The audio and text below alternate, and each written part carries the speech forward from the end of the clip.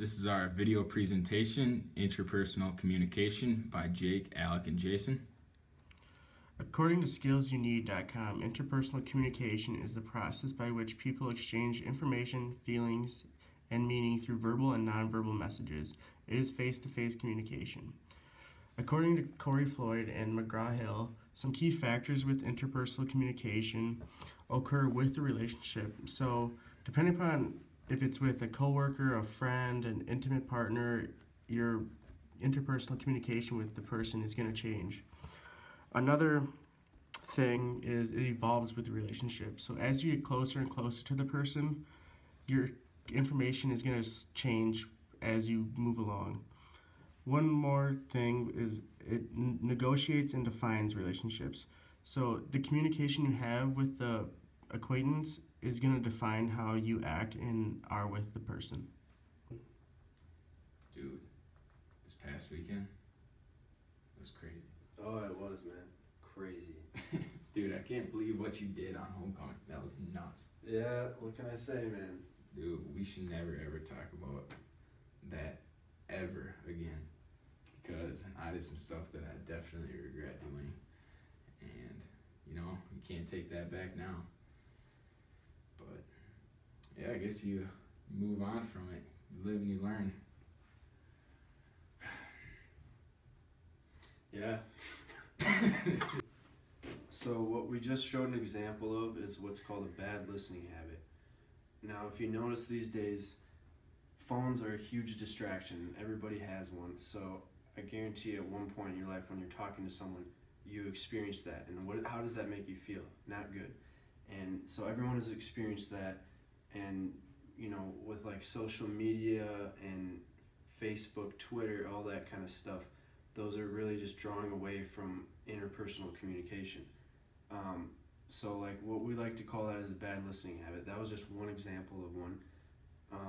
In the rest of the presentation, we're going to show more examples that we pulled from the book, and these all have to do with bad listening habits. In this presentation, we decided to go over some bad listening habits that were discussed in our textbook. Those listening habits are glazing over, the rebuttal tendency, closed-mindedness, and competitive interrupting. Our first tendency that we're going to go over is glazing over. Glazing over is when you're daydreaming or not paying attention when someone is talking to you. There are multiple problems with glazing over. One, you can't hear what the person is saying. Two, you don't really take into consideration and it doesn't process through your mind what they're saying. It makes the speaker feel uncomfortable and as if you're not paying attention.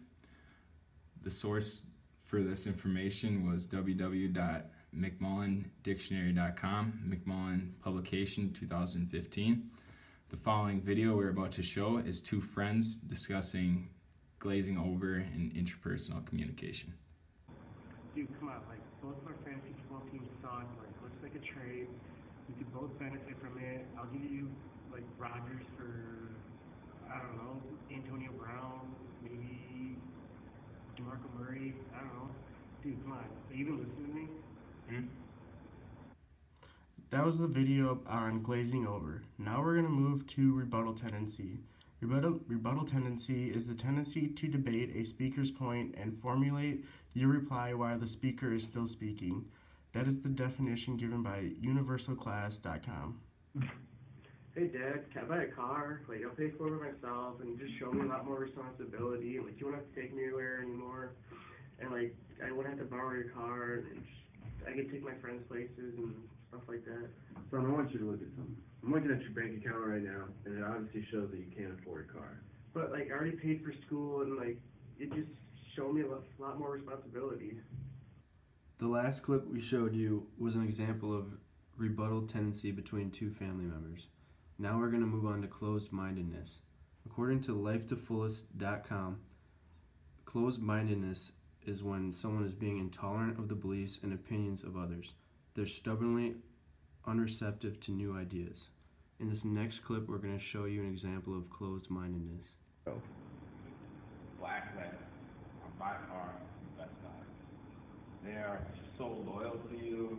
They do whatever you say. You can bring them hunting. I don't know, what's bad about a black lab? I completely disagree. I think that pit bulls are the best dog, and they would eat a black lab alive.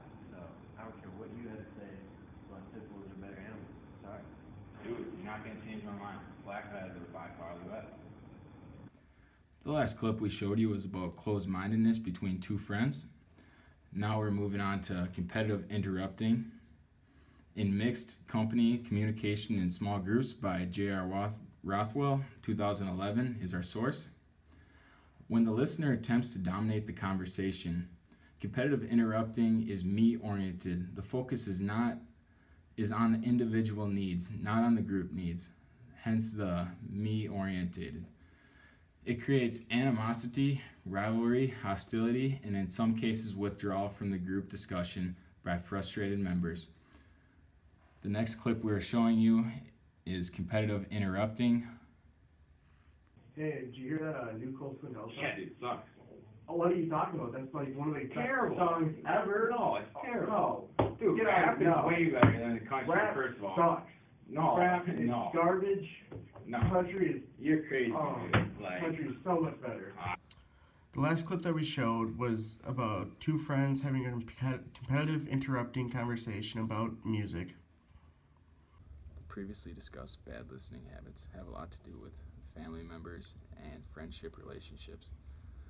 Family members often use the rebuttal tendency along with closed-mindedness while discussing hot topics. Friendship relationships often use competitive interrupting to get their point across with their friends.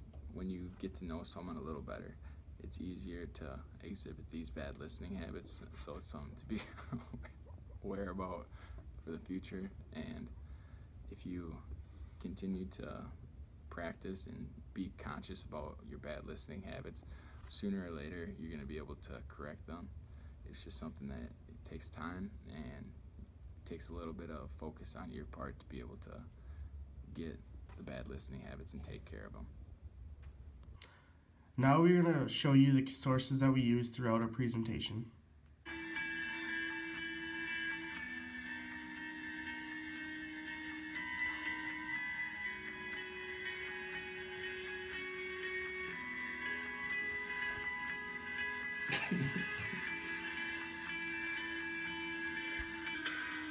We hope you enjoyed our presentation on bad listening habits. Hopefully, from seeing this presentation, you can stop yourself in the future when exhibiting these habits.